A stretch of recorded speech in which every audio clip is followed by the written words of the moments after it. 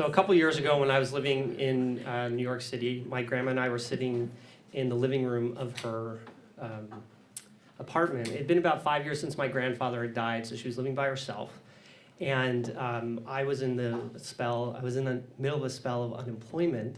So I was visiting her pretty frequently because I had the time, because I was the only person in the family that was nearby, and a lot of her friends weren't there, so she wasn't getting many visitors. And if we went to lunch, she would pay. So we're sitting in the living room and talking, and I had to go to the bathroom. So I said, "Grandma, I'm gonna go to the bathroom." And she says, "Okay, I'll walk with you." Now, I knew where the bathroom was, and despite what I look like, I am potty trained. But this was actually, this was unusual. My grandma was in her early 90s, and she was getting early in her stage of dementia. So because I was the only person that was nearby, I was tasked with coming and taking care of her a lot. My dad and my aunt were living in California, so this involved taking her outside the apartment to places like the drugstore to get her medicine, or accompanying her to the doctor for those visits. But it also meant doing things inside the apartment and like keeping track of what was going on. And she was a paranoid New York Jew who had dementia, who was prideful and stubborn. So she would always follow me around the apartment if I needed to take care of anything. So, and she was just always on me. She's like, "What are you doing over there? Why are you, don't touch that. Why do you think, look at the photo, it's wonderful," like this.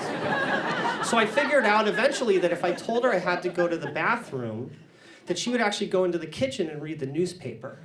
And so sometimes I actually had to go to the bathroom, but a lot of times I actually had to like duck into the den to check through her mail because she wasn't paying her bills or something like that, right? Or it afforded me time to go into her bedroom, unfortunately, and actually search for her dirty laundry because she would like hide it. And the cleaning lady at the time was coming and like what she would clean and then also do grandma's laundry. So I had to like literally search for her dirty laundry and put it in a pile for the cleaning lady. Or it would give me the time to like look for the mouse traps, like the glue mouse traps that I had set. When I said, "Grandma, I have to go to the bathroom," she would say, "Okay," because like I had to go later to make sure there were mice there. We caught 6. 2 were alive when I caught them. Like they move still. It's not great. So I had to like, it was a part of. I had to distract her, basically, so that I could go and do all this stuff. So when she stands up and says, "I'm going to walk with you to the bathroom," it was unusual. So we walked to the bathroom. I went in the bathroom. I took care of my business because I actually had to go to the bathroom. I washed my hands because obviously you wash your hands after you go to the bathroom. And I opened the door, and Grandma was standing there waiting for me. And she puts her hand out, and she says, "Come walk with me."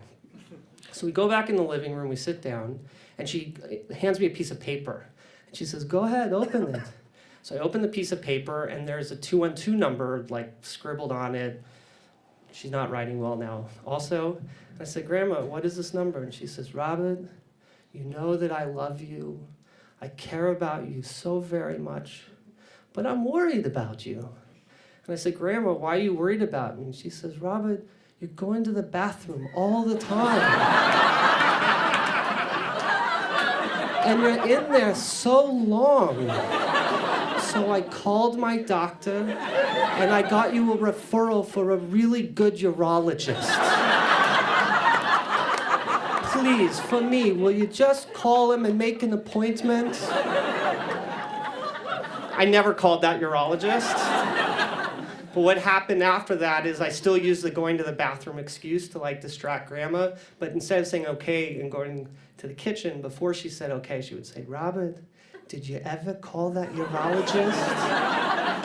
And I lied to her and I said, "Yes, Grandma, I've told you before. He says I'm fine, I just have a really small bladder." Thank you.